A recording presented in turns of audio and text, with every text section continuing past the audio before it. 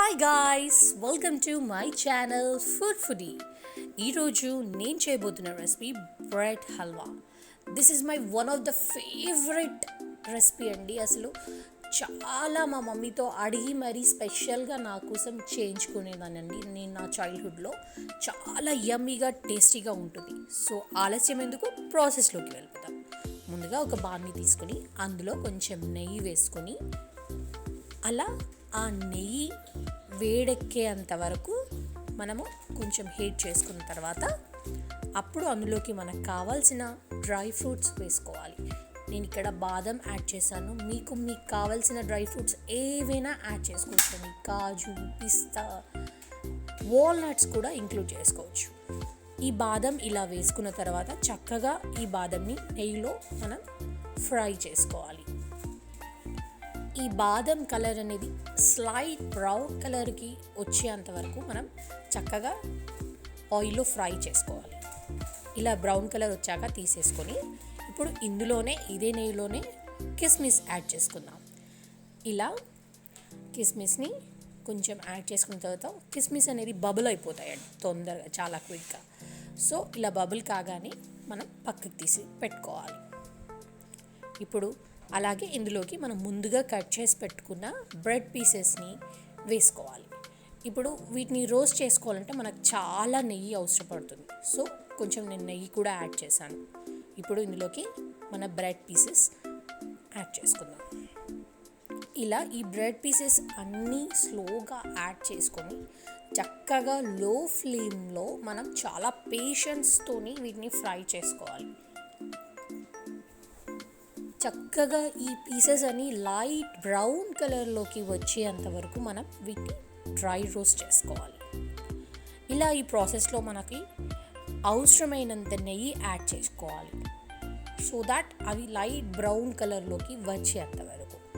ఇలా light brown కలర్లోకి మన బ్రెడ్ పీసెస్ అనేవి వచ్చేంత వరకు మనం స్లోగా వాటిని రోస్ట్ చేసుకుంటూ వెళ్ళాలి.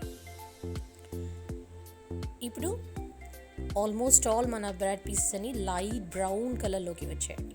ఎందుకంటే ఎంత చక్కగా రోస్ట్ అవుతే అంత మంచి టేస్టీగా ఉంటుందండి మన హల్వా అనేది. సో ఇప్పుడు ఇందులోకి నేను 1 కప్ షుగర్ యాడ్ చేశాను.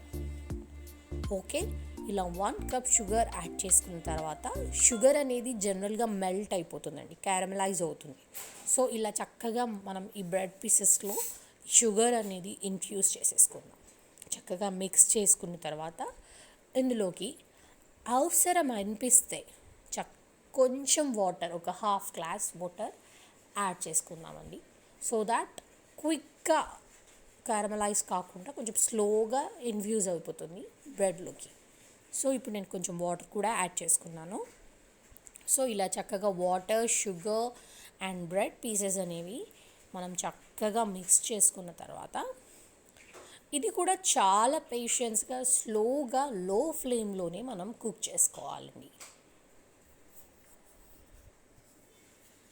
So this is a secret అండి. ఈ రెసిపీని మనం ఎంత స్లోగా రోస్ట్ చేసుకుంటే అంత చక్కగా వస్తుంది. ఇప్పుడు ఇందులోకి నేను ఒక కప్ మిల్క్ కూడా యాడ్ చేసేసుకున్నాను. మంచిగా చక్కగా కాచి చల్లార్చిన పాలు యాడ్ చేసుకోవాలండి. కొంచెం థిక్ క్రీమ్ మిల్క్ యాడ్ చేసుకుంటే టేస్టీగా క్రీమీగా ఉంటుందండి.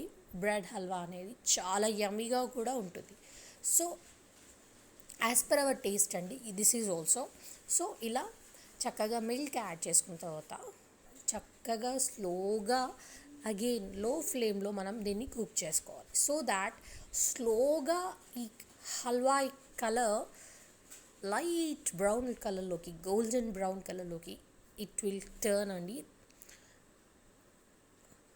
అలా టర్న్ అయిపోతే అంతేనండి, హల్వా రెడీ అయిపోయింది. సో ఇలా టర్న్ అయ్యేంత వరకు దీన్ని మనం చక్కగా రోస్ట్ చేసుకోవాలి లో ఫ్లేమ్లో.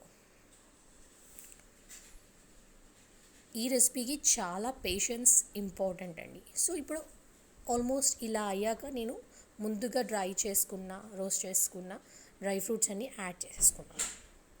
అంతేనండి, రెడీ అయిపోయింది మన హల్వా. ఇప్పుడు ఈ హల్వాని ఒక బౌల్లోకి ట్రాన్స్ఫర్ చేసుకున్నాను. Wow, yummy bread halwa is ready. Thank you for watching. If you really like this video, please like, comment, share, and subscribe to Food Foodie.